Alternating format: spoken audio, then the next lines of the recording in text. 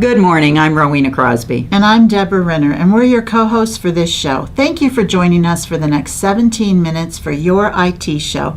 No, we're not talking information technology. We're talking Your Invisible Toolbox, the show that examines the tools essential for working effectively with others. And we welcome you to this pre-recorded broadcast. We had a calendar conflict, so we've recorded this in advance. And our show today is going to pick up on a topic we talked about in the past. It's the subject of change.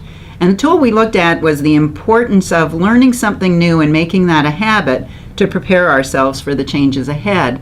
The tool we're going to look at today is another essential tool for being able to navigate change effectively. And we have the tool is going to help you execute that step of navigating change effectively. And we're also going to have a new segment we're really excited about, which is called Story Time, where we're going to share some stories about those who have effectively worked through change. Yeah, and invite you to think about the changes you've been through and how they fit into the stories. Yes, and we're pleased that our book, as we've been talking about it since our very first show, is out.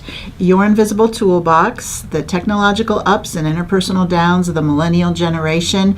And we're really thrilled because you can follow along if you have the book with the show. And today we're going to be on tool number 69, chapter 69. So let's get started. Ro, a couple weeks ago we examined worldview, and Ro immigrated from Canada, and in our discussion you mentioned that one of the things that really surprised you on first coming to the U.S. were the big graduation parties for high school that a lot of people are having right now this month, and that was a custom that was different that just really surprised you. It did surprise me, and I don't know if it's a national difference or maybe a generational difference. Certainly that was not my experience graduating from high school in Canada to have this big celebration of changing from high school into adulthood. But what we do know is that there's some importance about marking these great steps in our life, and it really leads us to what we're going to talk about today in terms of our invisible tool. When we make the transition from high school to adulthood, what are the merits of honoring that in terms of a big celebration? Exactly. And we talk a lot in the book about the millennial generation, largest cohort in the workplace, and they're no strangers to change. Correct. So the millennials might have gone through that transition, but I'm going to read a list of the things that just in their lifetime they've experienced. Huge changes. Revolution in computers and technology, rise of social media, growing sense of environmental awareness, an increase, unfortunately, in school violence and mass murders, terrorism, multiple wars, and the first black president of the United States was elected during the time in which millennials were growing up. Each of these changes would shape the millennial generation and would shape the personality of people.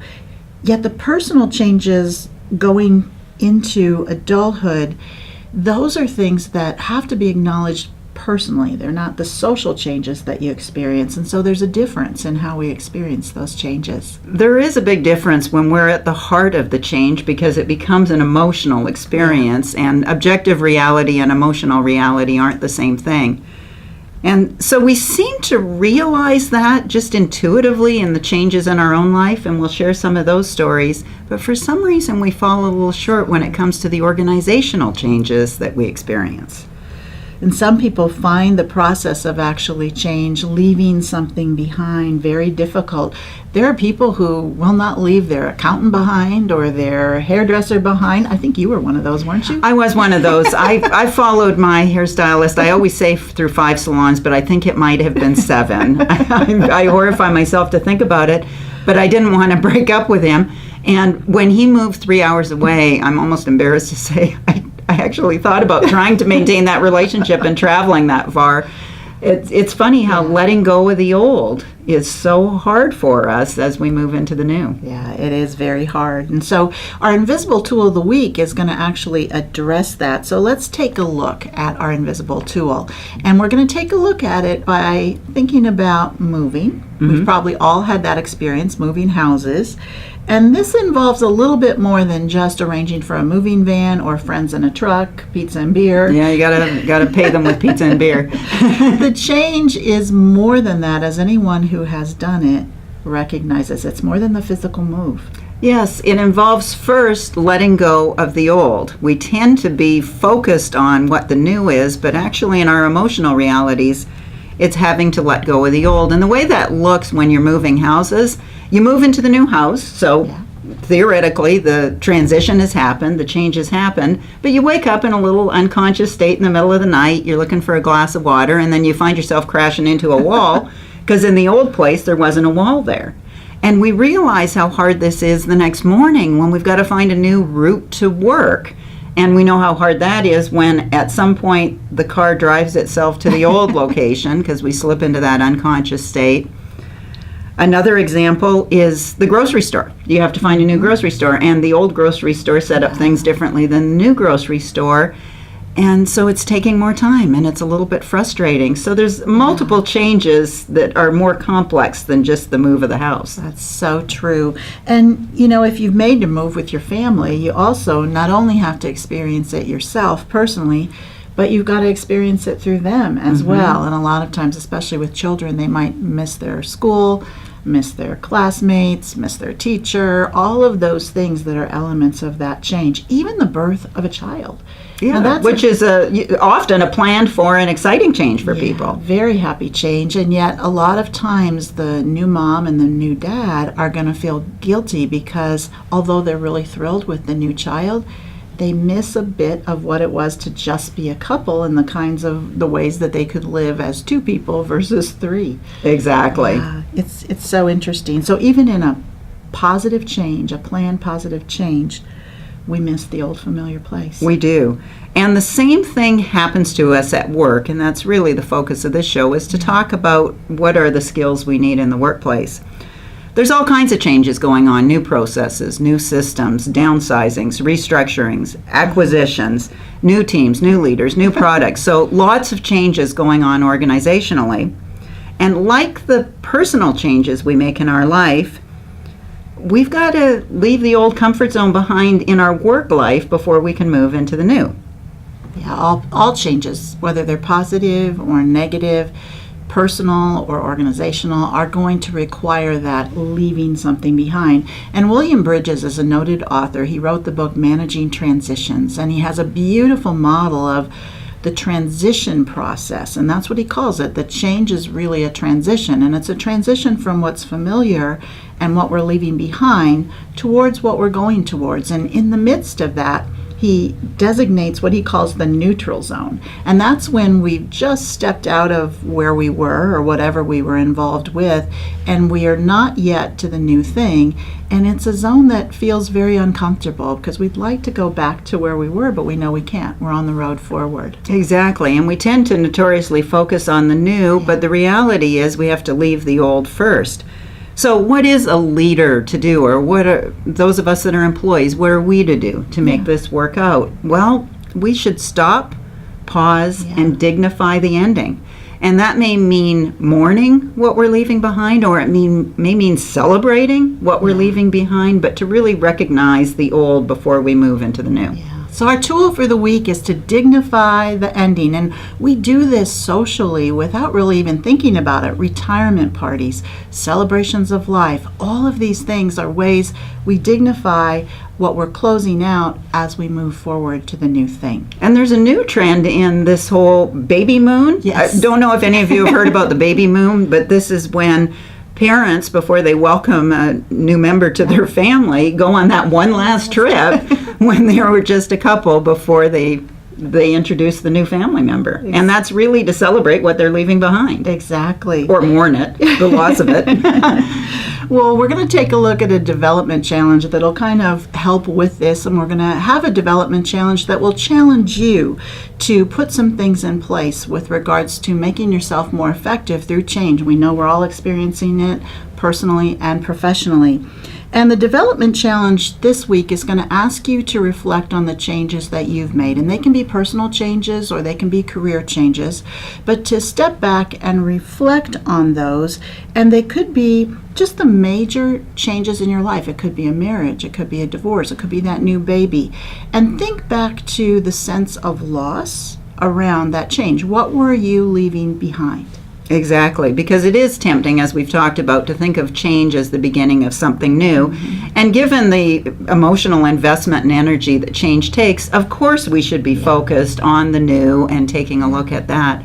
But before we can move there, our emotional realities really require us to take a look at what we're leaving behind. And so that whole process, or that whole transition of moving away from the old to the new, takes a lot of patience, and it does take a lot of reflection and figuring out a way to celebrate. And we can do that by dignifying what we're leaving behind. So this week, reflect on the changes that you've made. Try to identify 3 of them.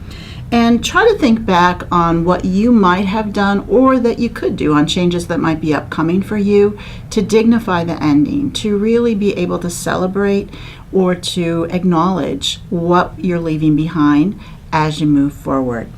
And whether it's a new leader, whether it's a new device, whether it's your new home, whether it's a new child, we really want to take that time to be able to reflect and then celebrate.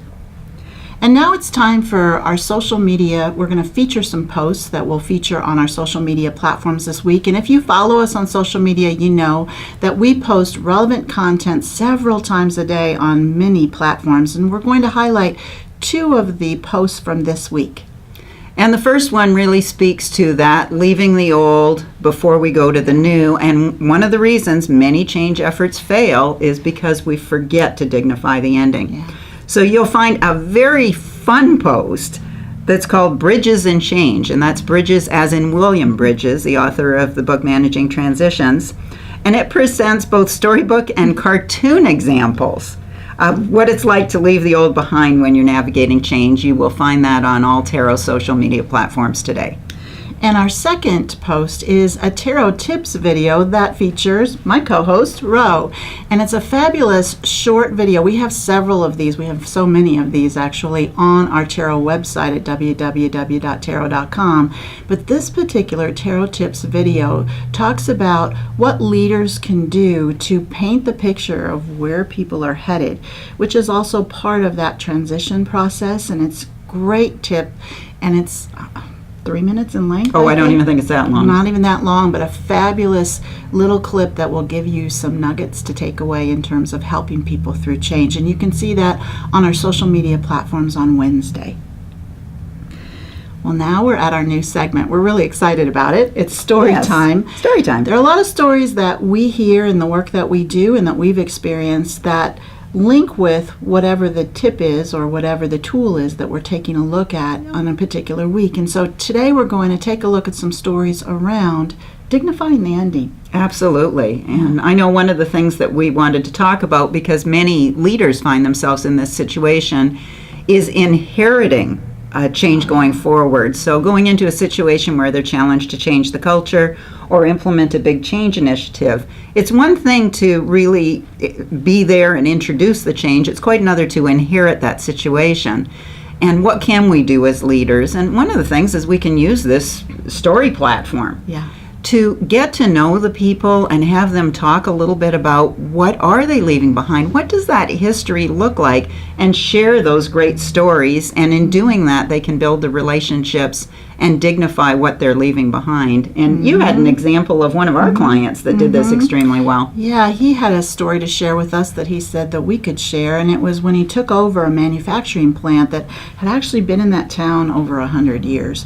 And he was a new leader coming in, and he was also instructed to get a new facility started. Now, that's a very positive thing. Oh, sure, they were growing. Yes, but the people who were working in that town, and for many generations, their fathers or mothers had worked there, their grandparents, they didn't feel this new leader coming in and talking about a new facility acknowledged who they were. And he really had some backlash there in his first few months of leadership because they weren't excited about it. They wanted him to recognize all that had happened in that plant throughout the years. And so he had a strategy, and it all involved communication, where he communicated on the PA system every morning some facts, some historical thing of the company, noted some family that had generations working there. And he did this very well to help people along and dignified the ending before they went on to the new. And I think they even made a museum wall in the new facility that dignified the past of the company so that people could celebrate that as well as moving into the new. Another example, many of you know Pella Corporation, just a terrific organization here in Iowa. And when they did a big expansion a few years ago, one of the casualties was a magnificent tree that was in the way of the expansion. And that caused a lot of emotional tension and anguish for all of us that care about nature. And they did such a beautiful job of memorializing this tree and converting it into an architectural piece in the new facility, and really help people celebrate both the growth and the changes in the best way that they could. And those symbols are so important. Symbols are really important. Symbols are important. And I know with the manufacturing facility, that was their first event, was to walk everything over symbolically. Yes. All of those trophies and news articles and things throughout the years, symbols matter. And involved a lot of people doing it. One of the things I think we make mistakes as leaders is thinking we have to do all of it. Actually, the better thing is to involve others and let them tell the stories and do the walking. Absolutely. Deb, before we wrap up, would you share the big change we went through? You know, Tero was first characterized as gold. That was our branding. And a number of years ago, we switched to platinum when we upgraded and uploaded and did a lot of things that were the result of some of the technological changes. And that was a tough change for many of us. It was huge. We went from gold binders and some of you are Tero graduates that remember the gold binders we were so proud of. To flash drives. And job aids. And from gold embossed business cards. That was our brand, to also the platinum. And that was something, because I know we made the mistake for a while calling it silver. Nobody goes from gold to silver. We had to go from gold to platinum. And the interesting thing was, even though these are small changes, seemingly, they were big changes to the people who were involved in the history of Tero. And so we had a celebration at a retreat dinner one night where we actually took all of the artifacts, all of the things that were going away. We talked about them, people shared their stories about them, and it can seem almost silly, but it isn't silly. It actually worked through that dignifying the ending and led us to where we were going to be. We had a lot of fun with it that evening. We put them all in a box. They're still in our library. They're today. in our library like upstairs. Capsule. The old VHS cameras that we used to record on, it was really a fun time and a nice way to dignify what we were leaving behind. Well, thank you for joining us today. If you missed any portion of the program, or if you'd like to share it with others, you'll find the entire program loaded up to Tero's YouTube channel. Join us again next Monday morning at 9:03 Central Time, where we're going to continue to build on this subject of change. And we're going to interview a business leader that's going to talk about how she's handled transitions with employees, with clients, and with her own executive team. Now it's your turn. Please share with us your ideas or suggestions for the show. You can email your ideas to ideas@yourinvisibletooolbox.com, and we will incorporate whatever you would like to discuss or talk about within our show. We'd also like to invite you to be out on your favorite social media platform. Find us out there, interact with us there. And if you are not subscribed to Tero's YouTube channel, subscribe with the link below, and that way you will be alerted to when future shows are going to air. And I would like to give a thank you to Kyle Plummer, who is our cameraman and our director. Thanks for joining us today, and that's a wrap.